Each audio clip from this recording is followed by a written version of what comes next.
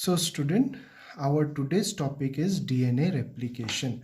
So DNA replication मतलब कि copy of the old DNA, जो पेरेंटल डीएनए है वहाँ से नया डीएनए स्ट्रैंड तैयार होना. As you have seen in our previous video, DNA replication is semi conservative in nature. मतलब कि कोई भी नया डीएनए स्ट्रैंड होगा उसमें 50% ओल्ड एक स्ट्रैंड पेरेंट का होता है, एक न्यू होता है. तो we will see today how this DNA replication takes place. So as you know, DNA is a coil double helix structure. तो जहाँ पे जो कि बना होता है आपका शुगर फॉस्फेट का बैकबोन और बीच में आपके होते हैं नाइट्रोजन बेस. और नाइट्रोजन बेस कौन कौन से थे? ATGC. और ये ATGC आपस में ज्वाइन होते हैं. एक स्ट्रैंड का नाइट्रोजन बेस दूसरे स्ट्रैंड के नाइट्रोजन बेस से ज्वाइन होता है बाय हाइड्रोजन बॉन्ड.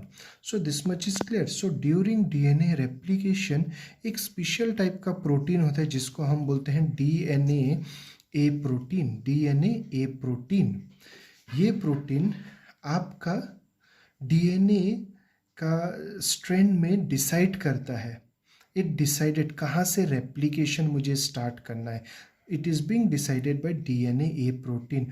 और ये जहाँ पे आके अटैच हो जाता है उसको बोला जाता है ओरिजिन ऑफ रेप्लिकेशन. और ये ओरिजिन ऑफ रेप्लिकेशन कौन सा होगा, ये कैसे पता चलता है? By 80 base pair. मतलब कि जहाँ पे सबसे ज़्यादा 80 बेस पेयर है वहीं पे डीएनए ए प्रोटीन आके बाइंड होता है. आई होप यहाँ तक क्लियर होगा. जहाँ पे सबसे ज़्यादा 80 बेस पेयरिंग होगा that is the place where DNA A protein will come and bind. और उसी को बोला जाता है ओरिजिन ऑफ रेप्लिकेशन. अब जैसे ही डीएनए ए प्रोटीन आके बाइंड होता है, दिस इज ए. बी में आपके हाइड्रोजन बॉन्ड जो होते हैं नाइट्रोजन बेस पेयर के वो ब्रेक हो जाते हैं. जैसे ही हाइड्रोजन बॉन्ड ब्रेक हो जाते हैं एज अ रिजल्ट एक बबल फॉर्म करता है. And this is known as bubble formation at DNA A protein site. मतलब कि यहीं से अब रेप्लिकेशन होना स्टार्ट हो जाएगा. यहीं से अब एक नया स्ट्रैंड, न्यू स्ट्रैंड एक यहाँ बनना शुरू होगा, एक यहाँ से बनना शुरू हो जाएगा. सो जैसे ही bubble formation takes place, different enzyme name as helicase enzyme that will come and that will result in unzipping. आपने देखा होगा बैक के चेन में there is a zipper. आप उससे दोनों स्ट्रैंड आपस में जुड़ भी जाते हैं और अगर आप खींच देते हो दोनों स्ट्रैंड खुल भी जाते हैं. तो सेम ये डीएनए लाइगेज का ये वाला जो पॉइंटेड एंड है, ये जिस तरफ जाता रहेगा फर्दर ये हाइड्रोजन बॉन्ड्स को ब्रेक करता जाएगा. एज अ रिजल्ट आपके जो पीछे साइड है हेलिकेस के पीछे के जो डीएनए स्ट्रैंड है वो खुल जाते हैं और as a result replication fork formation took place.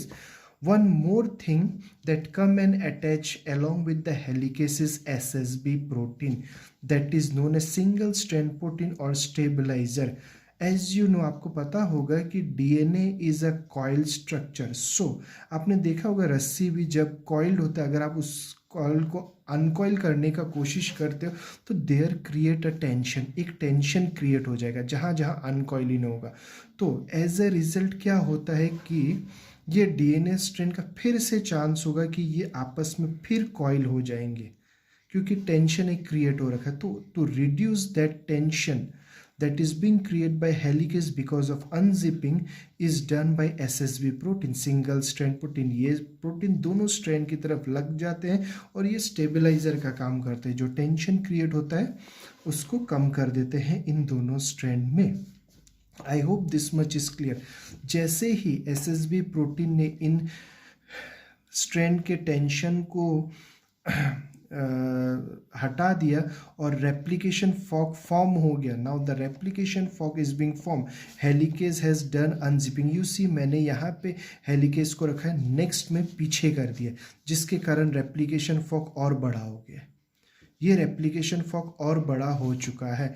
तो अब क्या होता है, नाउ इनिशिएशन मतलब रेप्लिकेशन का प्रोसेस स्टार्ट करना। तो इनिशिएशन के लिए वी नीड अनदर एंजाइम जिसको बोला जाता है RNA primer. Always remember, it is very important, DNA replication को इनिशिएट करने के लिए we need a fragment of RNA जिसको बोला जाता है आरएनए प्राइमर। और ये आरएनए प्राइमर सबसे पहला नाइट्रोजन बेस लेके आता है जो कि इस स्ट्रेन के साथ पेयर करके, इफ़ यहाँ पे जी हुआ तो ये आरएनए प्राइमर सी लाएगा, अगर यहाँ पे टी हुआ तो ए लाएगा, और अगर यहाँ पे ए हुआ तो टी लाएगा, या फिर सी हुआ तो जी लाएगा। सो पहला hydrogen bond between the new strand और old strand is being form by the RNA primer. पहला नाइट्रोजन बेस आने के बाद अब इलोंगेशन प्रोसेस स्टार्ट हो जाता है। And always remember, RNA primer हमेशा 5' में होता है और 3' की तरफ ऐड ऑन होता जाएगा नया नाइट्रोजन बेस। और ये ऐड ऑन कौन करता है, there is one more enzyme, DNA RNA polymerase 3, very very important student. DNA polymerase 3 ये अब नया नाइट्रोजन बेस लाएगा एट द 3' एंड और इसको ऐड ऑन करता जाएगा, और ये आपका स्ट्रैंड लंबा होता जाएगा टूवर्ड्स द हेलिकेस। बट दूसरे वाले स्ट्रैंड में elongation is always take place away from the helicase. और यहाँ पे आपने देखा रेड कलर का सिर्फ एक प्राइमर है, बट यहाँ पे मुझे 2 देना पड़ा, ऐसा क्यों? लेट्स एज्यूम जब ये हेलिकेस यहाँ पे था, मान लो ये हेलिकेस आपका इस पॉइंट पे था, इस पॉइंट पे, तो यहाँ पे एक प्राइमर आया और यहाँ पे एक प्राइमर आया। जब ये हेलिकेस इस पॉइंट पे था, 1 primer come at this and 1 primer come at this and, मैंने क्या बोला था, नया नाइट्रोजन बेस 3' की तरफ ऐड होता जाएगा। तो ये आरएनए प्राइमर यहाँ पे है, 3' इस वाले स्ट्रैंड के लिए आगे की तरफ है, आगे यहाँ पे ऐड ऑन हो के आगे की तरफ जाएगा, और यहाँ पे ऐड ऑन हो के आगे की तरफ आता रहेगा, इस तरफ आगे है, लेकिन इस स्ट्रैंड का इस तरफ आगे है। अब जैसे ही हेलिकेस पीछे गया तो इसके लिए तो इजी है कि 3' की तरफ नया नाइट्रोजन बेस आके ऐड होता रहेगा, क्योंकि ये खाली है तो इलोंगेशन इस तरफ चलता रहेगा। लेकिन जो ये वाले स्ट्रैंड में यहाँ पे तो डीएनए खत्म हो चुका है, कहाँ पे ऐड करेगा, लेकिन पीछे की जगह पे नया स्पेस बन चुका है, जबकि आरएनए अपने फिक्स पोजीशन पे रहता है। रिमेंबर दैट, जो मूव करता है वो डीएनए पॉलीमरेज 3 मूव करता रहता है। दिस इज डीएनए पॉलीमरेज 3, ये एरो ये मूव करता है, तो यहाँ पे कहाँ मूव करेगा, यहाँ पे तो जगह ही नहीं है।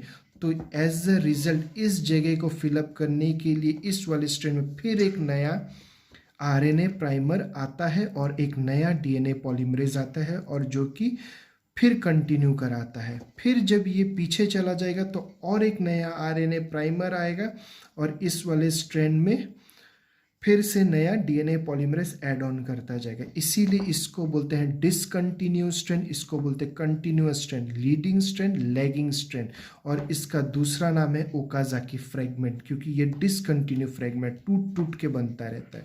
सो फाइनली ये यहाँ तक पहुँच गया, you have scene. So 5' to 3' हुआ कंप्लीट। अब आरएनए पॉलीमरेज आपका चला गया। सेम यहाँ पर भी 5' to 3' होता गया, आरएनए पॉलीमरेज हट गया, because now there is no need of elongation. And after RNA polymerase 3 हटने के बाद दिस आरएनए प्राइमर को भी रिप्लेस कर देता है डीएनए पॉलीमरेज 1। डीएनए पॉलीमरेज 1 क्यों रिप्लेस करता है? इट विल चेक और रीचेक करता है, ऑडिट करता है, कोई मिसमैच पेयर तो नहीं है। मिसमैच पेयर मतलब ए टी के साथ पेयर करता है, बाई चांस ए अगर जी के साथ पेयरिंग कर गया तो दिस इज अ मिसमैच, सो उसको करेक्शन डीएनए पॉलीमरेज 1 करता है। आफ्टर करेक्शन, ये जो भी करेक्शन है वो करेक्शन होने के बाद this DNA polymerase remove, now I have to join this things. यहाँ पे जो गैप क्रिएट है उन गैप्स को आपका सील करना पड़ता है, और उसके लिए DNA ligase is a glue type thing, enzyme है जिसका काम है अटैचमेंट। सो ये अब इन आरएनए प्राइमर्स को डीएनए पॉलीमरेज 1 को हटा के यहाँ पे जो भी नाइट्रोजन बेस चाहिए उसको यहाँ पर ऐड ऑन करता है और फिर इन स्ट्रैंड्स को सील कर देता है। एज अ रिजल्ट ये पूरा एक नया स्ट्रैंड तैयार हो जाता है। Now you have seen initially there are 2 strand, now finally total 4 strand हो गए, जिसमें old strand, new strand, old strand. This also show the semi-conservative nature of the DNA. I hope this much is clear for today. Thank you, students.